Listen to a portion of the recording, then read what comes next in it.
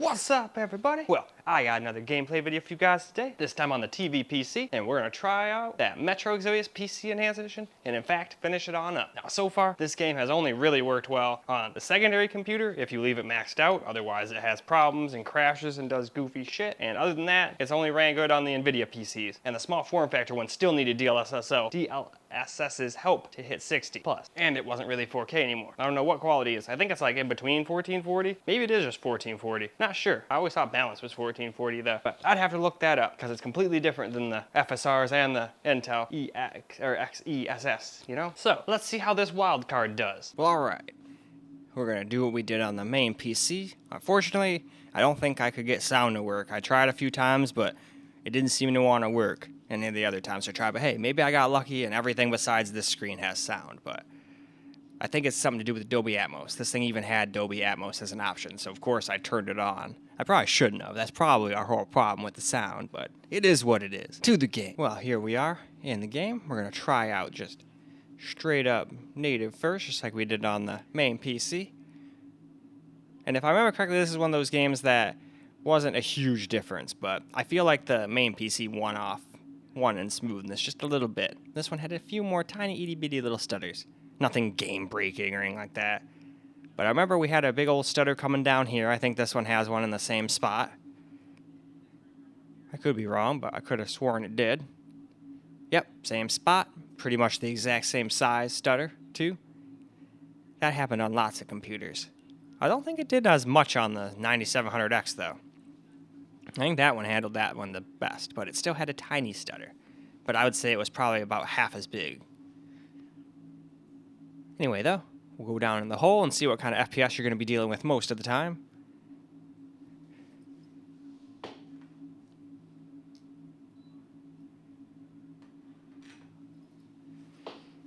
Alright, there we go. I'm going to turn my AC on. It's getting to be 80 degrees in here.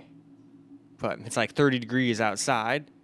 But if my place gets cold, I'm still going to turn it on. Or hot, I mean. I'm still going to turn it on and cool down for a little bit. But with all my electronics, I don't really need to turn my heat on in this apartment very often. Just when I go to bed. Then I turn almost everything off besides my little small form factor PC and my bedroom TV. And both of them put out a little heat, but not enough to heat a whole apartment. But yeah, as you can see, most of the time it's like butter smooth, just like the main PC. But I feel like the main PC didn't have a stutter around here. I think this one stutters sometime, yeah, right there. And I don't think the main PC did. I could be wrong, but I don't remember it doing it there. So that's what I mean when it says it has little tiny stutters like that from time to time that the main PC just didn't have. I think this PC probably prefers Intel more.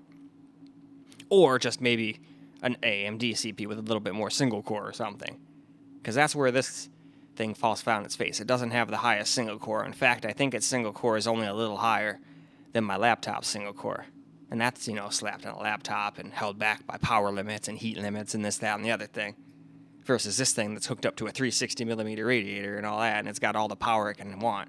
Although I do have it undervolted and have a curve optimizer with negative 30 on it, which is why it only uses like 40 watts in a game like this. And why it only sits at like under 50 degrees. Even the GPU is, doing a lot better. It's on the floor, and it actually has a bunch of fans keeping that heat away. My open air PC is, you'd think that would get great temps because it doesn't get heat trapped, but it doesn't really get the best temps on the GPU. It sits so close to the glass, and it has no fans to help the hot air go anywhere, so the hot air just kind of wafts around and probably heats up the rest of everything, too. But hey, at least it's not like my old 3090 where my RAM and everything on my motherboard just got absolutely pelted in the face by that reverse sucking fan. One fan would blow one way, the other fan would blow the other way. It was very strange. But it was such a good looking card. I'd still say the Founders 3090 is one of my favorite looking cards. And damn was that thing big chungus. I mean, that thing was almost as big as my 4090s. In fact, I think the 4090s are slightly bigger, but not that by much. And they all need to be 3-slot cards, geez. Wonder what the 5090 will be like. There's rumors saying it's going to be more power consumption, and some that say it's going to be less. I guess we'll have to see. It shouldn't be too far away. And then I can build my new PC, well, as long as the 5800X3D is back in stock finally. I ain't paying no $600 for that. Well, now we are going to turn on a little DLSS just like we did on the main PC. And if I remember correctly, they're very similar yet again. Only this one has a few extra stutters that the main PC didn't seem to have. But hey, you guys could be the judge. Alright, so here we go with the DLSS turned on now.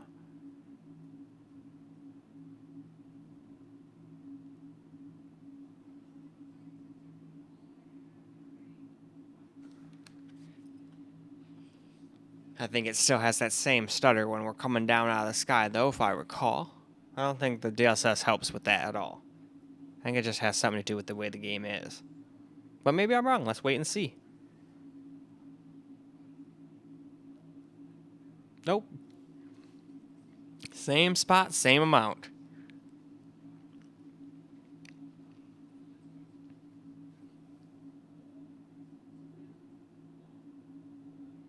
Sorry the sound doesn't work, though.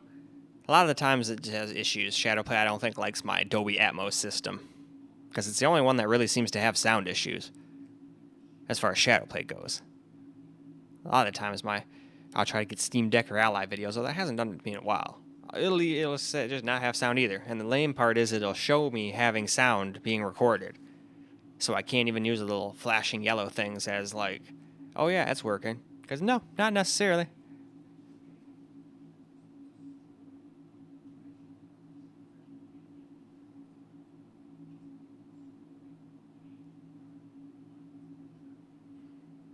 Still though, most of the time it's like butter smooth frame times.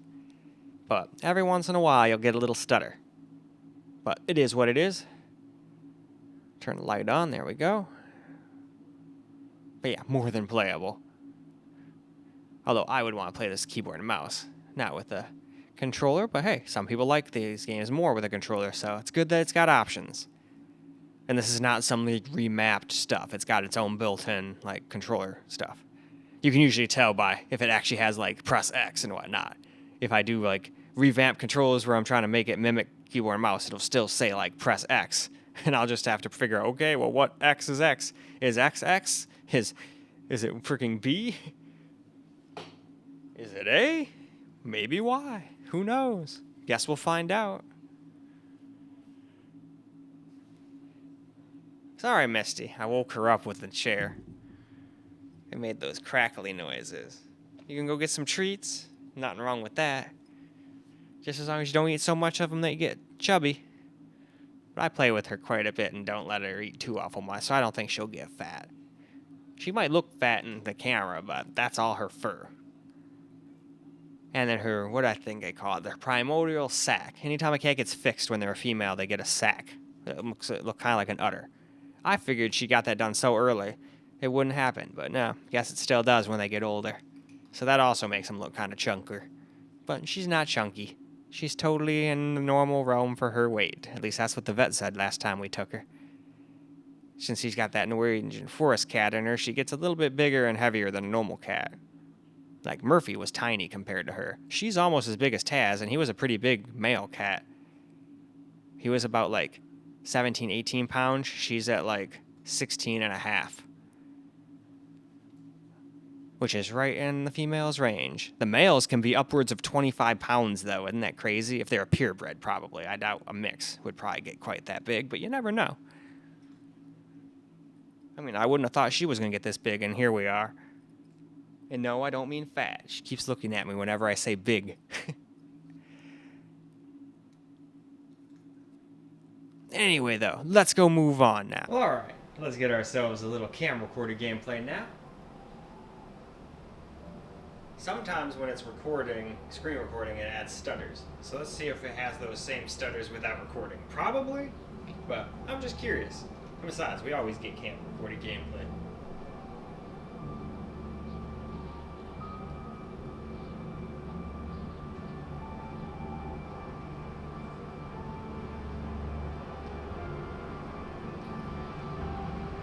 Oh, nope, there's already one in the same spot. So nope, that's just what it does on here. A couple other computers had that too. But so far I'd say the Intel one definitely won on smoothness and frame times this time around. But it still had a couple stutters too, don't get me wrong. Which not quite as many as this one seems to be. But other than those tiny little differences, I don't think I'd be able to tell the difference between the frames. I'm sure the Intel won by a couple, but is it like 5? Is it 10? Is it 15? I'm not sure. All I know is this still feels extra smooth. Both this and native both seem more than playable.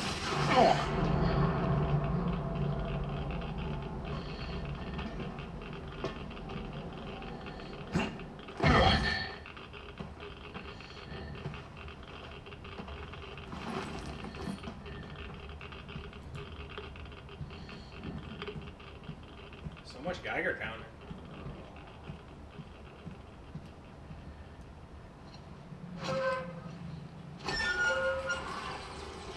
Yep, still has that one there too.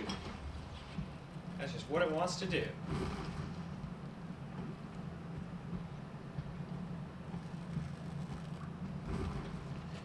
Oh, stupid thing on my arm.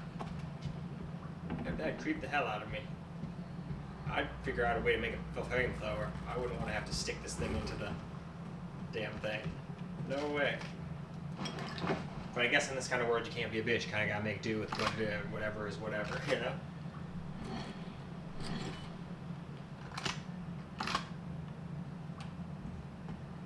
Oh, should just reload it too while I'm at it.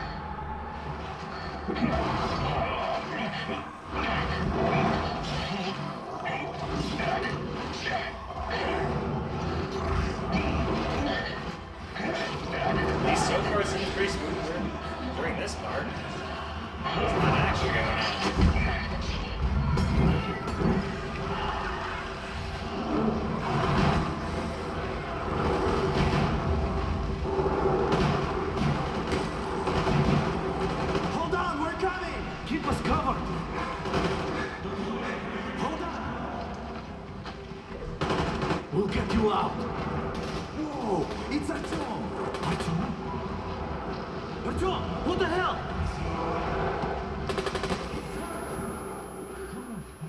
Stay with us. Alright, and now we wrap the video up. Well, alright guys, that is a wrap for Metro Exodus PC Enhanced Edition on the TV PC, and it was pretty damn decent. Had a few more stutters that I don't think the main PC had, but that one wasn't completely stutter-free either. But I still think this one was slightly worse than the FPS department too, but I mean, I wouldn't be able to tell the difference between the two if I'm completely honest. I mean, other than the stutter every once in a while, which would still probably happen on the main PC just in different spots, I wouldn't really care very much. And 99% of the time the game seems butter smooth anyway, so don't really care care. I just hate when they're just like a complete stutter fest where you can't even aim. That's just like, nope, this game's unplayable, screw this. But anyway, that is all I got for this particular video. So I hope you guys enjoyed the video, because I sure as hell enjoyed making it for you guys. And until the next video, peace out, guys.